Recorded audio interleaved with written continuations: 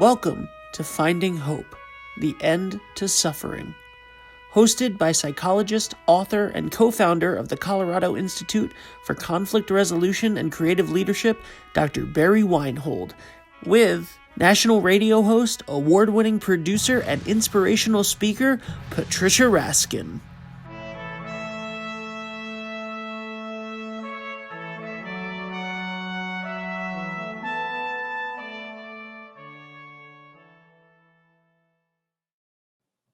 Hi, Patricia. How are you? Barry, how are you?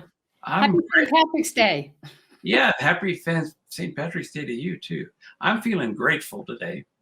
Yeah. I've had a very wonderful visit from my daughter, and we just had so much fun in the last couple of days doing all kinds of crazy things, and it's just been really wonderful. Great. And we now have daylight savings time, so we've all had to pay a little more attention to time. Right, yeah. 1 hour less sleep. My daughter and I stayed up late last night. We regretted it a little bit this morning. So it's St. Patrick's Day, and I have a couple things. My name is Patricia, so people have asked me if I'm Irish, which I'm not. And my mother was an identical twin. She's since passed, and she and my aunt were born on St. Patrick's Day. Oh, wow. So yes, so I do have some things there. Yeah, well, I have some Irish roots on my mother's side. My mother's grandmother was from Belfast, Northern Ireland.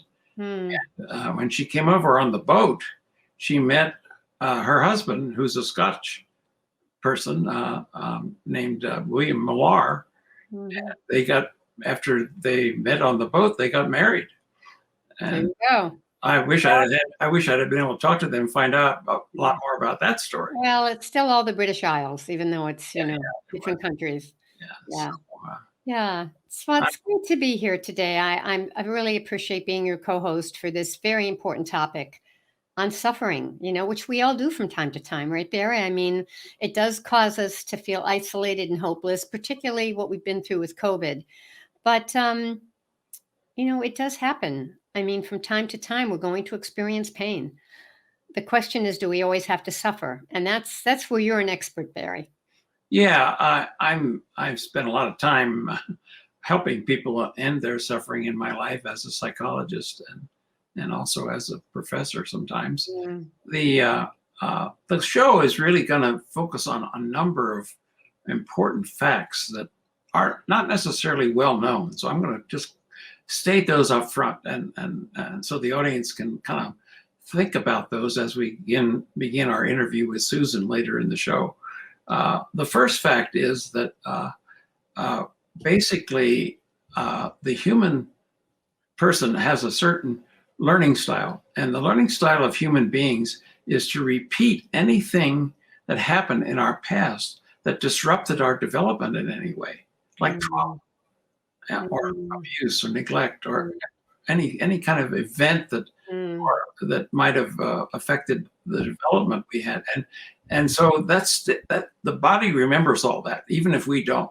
And so sometime in the future, if the conditions are right, that will show up again as a almost looks like a current kind of issue that we're suffering about, but it actually has roots back at the original kind. So then the next important fact. So what you mean by that is that something could happen, someone could say something to us that seems very innocent on their part. That's right. Something they say, and all of a sudden we go into a tailspin. That's right. And we don't know why. Right. And the reason is that that's our natural learning style. The objective then is when you have that happen is to start to think about, well, what's left over from something that happened in the past that's similar to this that I might learn about now. And the second one related to that is telling people this, and I think this is important to know, is that you're never upset for the reason you think you are. And so if you're upset, it's important to look a little deeper and say, well, now I wonder what that's connected to in my past. When did I get upset like this before? Right. Yeah. So that just happened to me. So I can really relate to what you're saying. Right. Let's talk about that in a minute after I finish this. Then I'd love to hear that story. Well, the third thing is that we find that if we can name it, we can tame it. And if we can connect the dots between whatever is upsetting us in the moment with what happened in the past that connects with that, we can then learn to tame that and either reduce or end the suffering related to that. And then the last 4 steps in this are bits of information, is that these kind of things that happen to us generally happen in our closest relationships, because it's safe enough in those. We have some bonding, we are with people we trust. And so when that happens, and in fact, when I work with couples and they tell me about the conflicts they're having, I often say, well, there's some good news and bad news. And the good news is that your relationship now is close enough for these conflicts from the past to show up again. And the bad news is you probably don't have skills to deal with them. So let's work on that one. So those are the 4 main points that I wanted the audience to know up front. And then when we start interviewing our guests, there are 4 main questions we're going to be asking. We'll ask a lot of ones around those 4, but those are the key questions. And the first one is, what happened to you in your past that caused you suffering? And that's a very direct question. And then we'll ask our guest that in a few minutes when we start interviewing her. The second one then is, how did that affect you when that happened? What happened then? How did it affect you? That's second question. And the third question is, how did you make sense out of that? What kind of things happened to allow you to make sense out of that? And then the fourth question, which is the prize, is what did you do to end your suffering in your life? What kinds of things could you recommend to other people maybe to try to do if they find themselves suffering? So those are the 4 key questions we're going to ask our guests. And I'm excited about that. Yeah. And in terms of, just to give a context for us, I'd like to just start with maybe sharing a little story about what happened to you that caused you suffering. And I'll talk about what happened to me that caused me suffering. Give our audience a little sense that we're not just the experts. We've been through it. Yeah. Yeah. In your 4 questions, I'll probably answer it in this, and you may want to ask them to me again, but it actually happened very recently for me. I made a move. I only moved a couple of miles from where I live, but it wasn't a move that I had expected. The owner of the building I was in decided to renovate all of the townhouses and wasn't renewing any leases. So it was kind of a sudden. I had 3 or 4 months, but I found a place quickly and I moved. And I started going through this trauma, Barry, that I didn't understand. I started feeling just. So how did it affect you? It affected me in my self-talk. There was a lot of pain, just feeling pain. I was fortunate that I kept moving and I kept doing things. So I always was achieving, but I was living with this actual pain. I mean, it just felt painful in my body. It does cause. It was an unexpected move. You didn't anticipate. Right. And it was also a very big move because I moved from a 3-floor townhouse to a 1-floor place. Yeah. I mean, and it's actually nice. I mean, I'm in a lovely place, but that isn't the point of it. The point is going through it. How'd you make sense out of all of it when you thought about it? Well, what happened is I was with a friend. I was having coffee with her in my car. And she looked at me and said, Patricia, she said, I know you're going through this move, but I'm worried about you.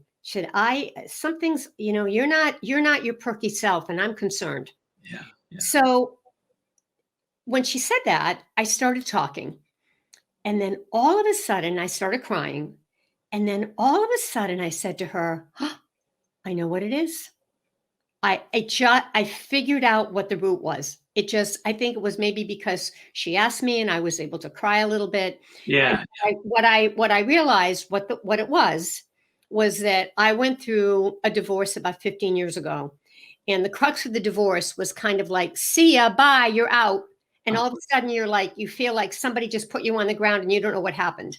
And that's what this triggered. This was like, wait a minute. I'm in a 1 floor when I had 3, and the kitchen's next to the bedroom. It used to be downstairs. And what happened? How was I thrown out of here? It was the exact same feeling, but I couldn't realize it until she asked me the question. Yeah. And once I realized it, it didn't go away, but it subsided. Well, And that's the then name it it if you, went away. you can tame it if you name it. Exactly. Exactly. And that's what you did. You named it, and it slowly dissipated. Yes. Not immediately. No, don't. But It takes a while. Good. That's a great story. And for me, I'd have to go all the way back to my birth to tell a story about some suffering that happened in my life. I'm the firstborn, and my mother was 20 years old when I was born. And when they showed me to her, I guess before they even cleaned me up, just after I was born, she looked at me, and I'll tell you why I know this. She said, "That's not my baby. oh. He's ugly." Oh. And apparently they hadn't even shaped my head yet, as they often don't right away. But anyway, as a new mom, she didn't know any better. And also, I believe I had hair on my body, which many newborns do, which they lose very soon afterwards. Anyway, every time somebody that she knew was pregnant, she would retell that story in my presence. Oh. And Oh. I grew up hearing that story over and over and over. Mm. And it really led to a lot of suffering about, I must be ugly. Mm. And it took me a long time to finally, it affected me. I mean, I was self-conscious of my looks. And I was even in high school, I was sort of was shy to go ask girls out for dates because I thought they wouldn't want to date somebody as ugly as me. Mm. And so it had a big effect on my life. And I don't know when it was, but some point I kind of began to see the whole situation from a different perspective. Did you ever share it with her? Was she ever aware of it later on? No, she didn't. I never shared that with her because after I moved away, of course, if she continued to say it, I didn't know about it. But all the time I was at home growing up, I heard it repeatedly. So anyway, then I realized that it was her lack of information. She was really innocent. And I mean, any new mom would look at their baby and in the condition they showed me to her might say the same thing. It wasn't that unusual in that way. So I kind of was able to, again, name it and was able to tame it. And so then I haven't had those thoughts since I was probably a teenager.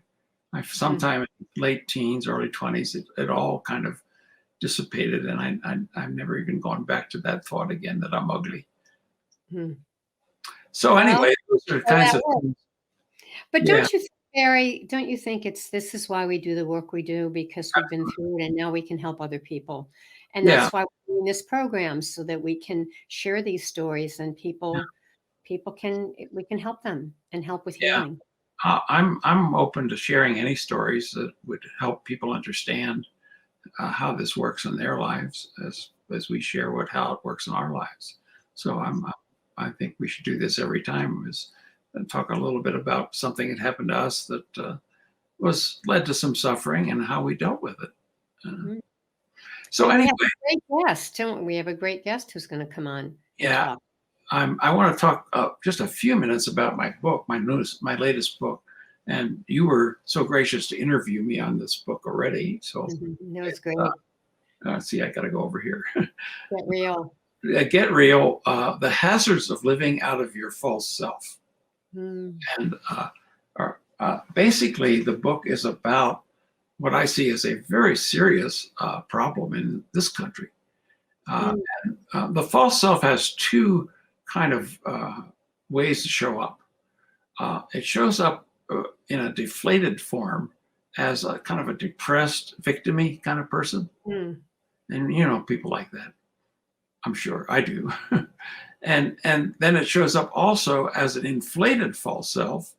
And this is the narcissistic person who is bragging about himself, maybe embellishing his resume a bit to impress people and get them to like him. And the whole purpose of the false self is to get people to like you, because there's some kind of inner emptiness. It says, maybe I'm not as lovable as I thought I was, or maybe people won't love me. So I have to kind of do extra things to make them think I'm worthy of their friendship. And so that's what the book's about. And it has a lot of very practical things in it. Also my own stories in it about how I discovered my false self and what I did about it. So, and the book is available at Amazon, and it also really looks at what the alternative is, which is to create an authentic or true self, and how to do that. And so there's a lot of suggestions for parents to look at how they could help their children develop a more authentic self than a false self.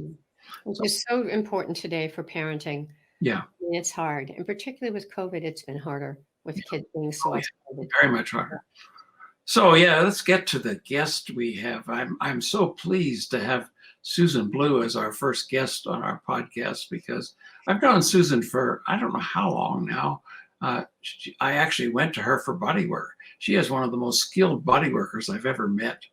And when she puts her hands on you, it's not just touching you. She's touching your soul, and she knows how to do that. So, Susan, are you on for us? I want you to hear this so that there she is. Hi, Susan. Hi, Susan. And I'm so glad you're our guest today and for this month, because I know you have a very compelling story to tell. And I think it will help the people in our audience understand how to process one's suffering and to be able to find a way through it and out of it. And so I'd like you to share a little bit about who you are now. And then when we get to interviewing you, you'll be able to go back and tell them what you were like when you were a child and what happened to you to suffer. So I'd like you to start by just giving us who Susan Blue is right now. You're muted, Susan. So you have to unmute. There you go. There you go. Okay. Thank you. Currently, I am a cranial sacral therapist, and I am trained biodynamically, which is the model for those who would like to know that. And I also do a process that's called somatic trauma resolution, and it's based on the work of Dr. Peter Levine and his somatic experiencing. I have added my own pieces to it from many years of somatic studies to regain movement through my spine for spinal surgeries that I had as a teenager, and to address some of the injuries that really dinged my frame. So I have, my joke is I have an S for Susan in my spine. And so I've had to learn to do a lot of self-care and self-management because of the injuries that I had. And that's part of my story.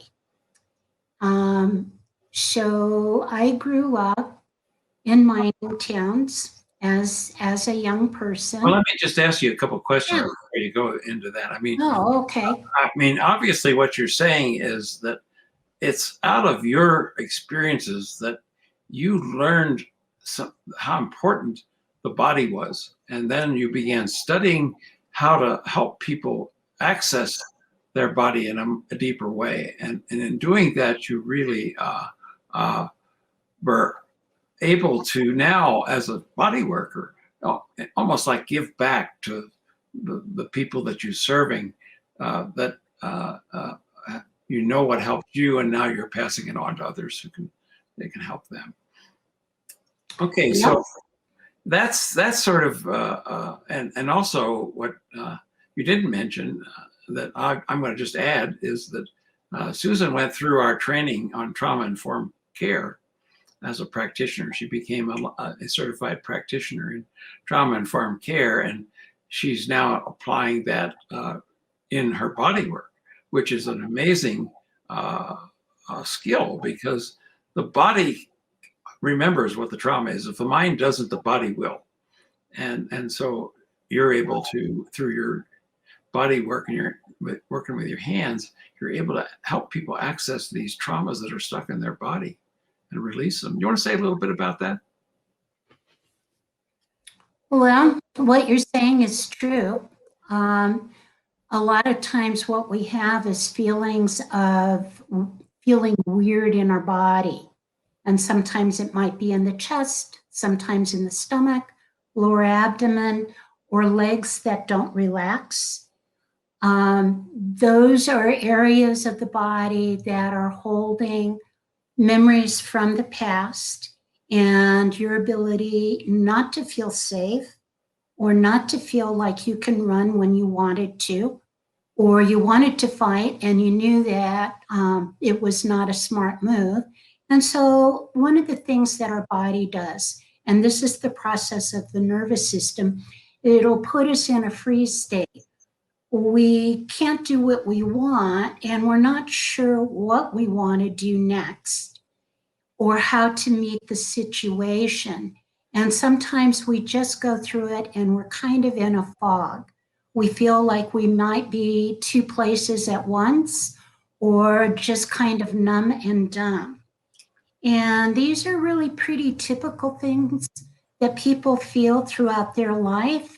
And the research work that's come out of neural research about how our nervous system works, how it interacts with the different systems in our body, like your digestive system, your heart rate, right, your ability to breathe well.